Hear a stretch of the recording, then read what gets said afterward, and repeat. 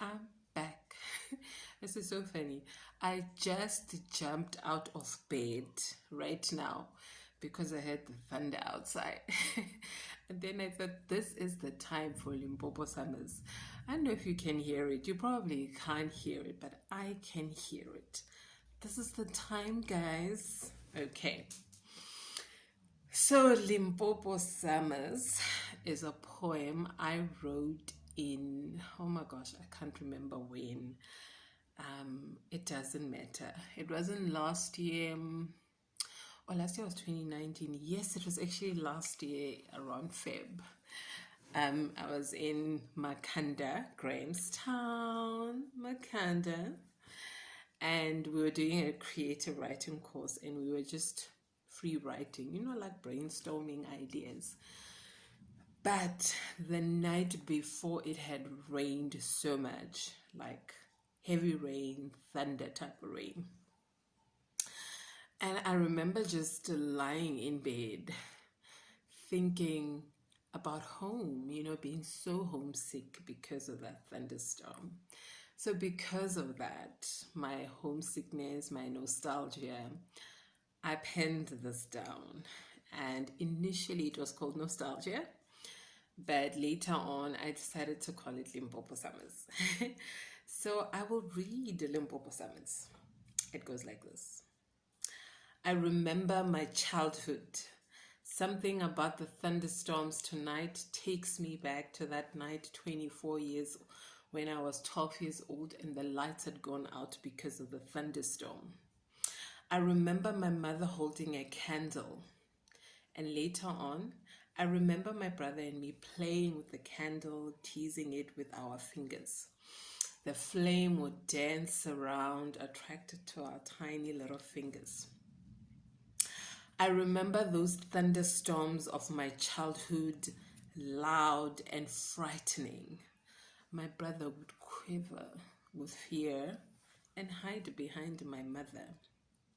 I remember my mother's long flowing dress and how my brother would get lost behind it. I remember the smell of hot, bright, red Limpopo soil soaked with rain.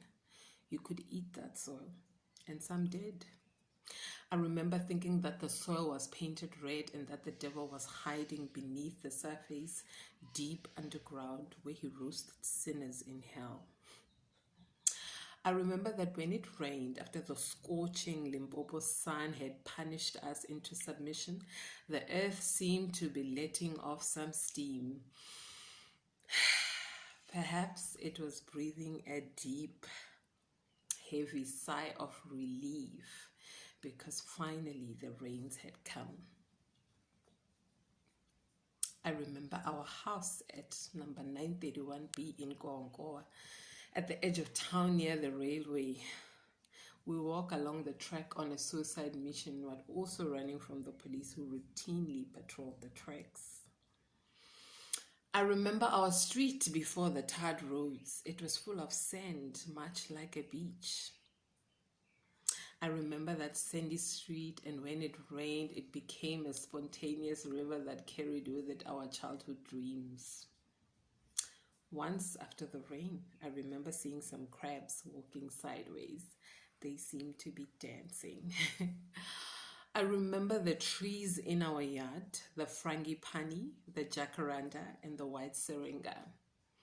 My sister once told me that the syringa was named after the word kusiringa, which in my native Xitsonga means to annoy. I remember that we argued constantly about that. The poisonous frangipani had the most beautiful flowers and was the cause of many sleepless nights and tears. I remember living dangerously, picking some of the frangipani flowers and fixing them on my hair when my mother was not looking, because all women know beauty is to die for. I remember how my eyes would sting afterwards because I had accidentally touched my eyes with the milky sap from the tree. I remember my brother. When he was 9 years old, he was skinny with dusty feet, shiny cheeks, and a new perm. We were so close back then. We still are. I remember my mother, and 23 years later, the rain and the thunderstorms on a night like this take me back to my tall and beautiful mother and my baby brother hiding behind her skirts.